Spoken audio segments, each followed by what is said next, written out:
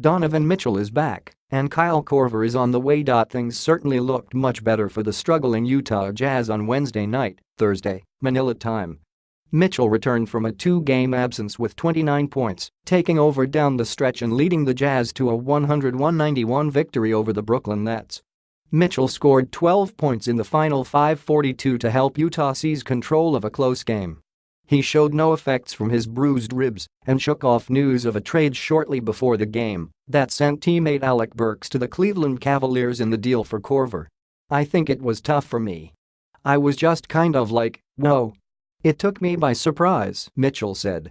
"But I think we did a good job of not letting that affect us on the floor.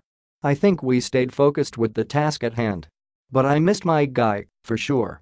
Rudy Gobert had 23 points, 16 rebounds and 4 blocked shots for the Jazz, who bounced back from a miserable performance in their last game without Mitchell, a 121-88 home loss to Indiana on Monday.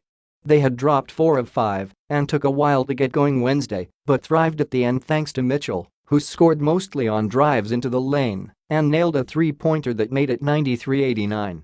Utah outscored Brooklyn 31-13 in the fourth quarter. "We got stops," Gobert said. "Everyone was locked in, everyone was communicating, and when we get stops we can score on the other end, and that's what we did." The Jazz agreed to the Korver deal just before the game, a person familiar with the deal told the Associated Press. Utah entered 29th in the NBA in three-point shooting at 31.9%, and Korver, fourth in NBA history in three-pointers made, should certainly improve that area. Spencer Dinwiddie scored 18 points off the bench for the Nets, who dropped their season-high fourth straight. D'Angelo Russell was 6 of 25 for 14 points. "I think they had a great scouting report against us, whatever it was. I'll watch the film," Russell said. "But I think they did a great job staying attached to our shooters and being in the right place in rotations."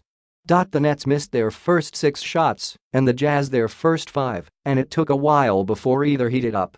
Brooklyn started 4 for 19 but trailed only 17-16 after one quarter. Both teams did score 26 in the second, leaving Utah up 43-42 at halftime. The Nets opened an 11-point lead in the third quarter, but it was mostly all Mitchell and the Jazz in the fourth. Tip-ins. Jazz, Ricky Rubio was 0 for 9 from the field, scoring 6 points. Joe Ingles made his 530th three-pointer, tying Darrell Griffith for fourth on Utah's career list.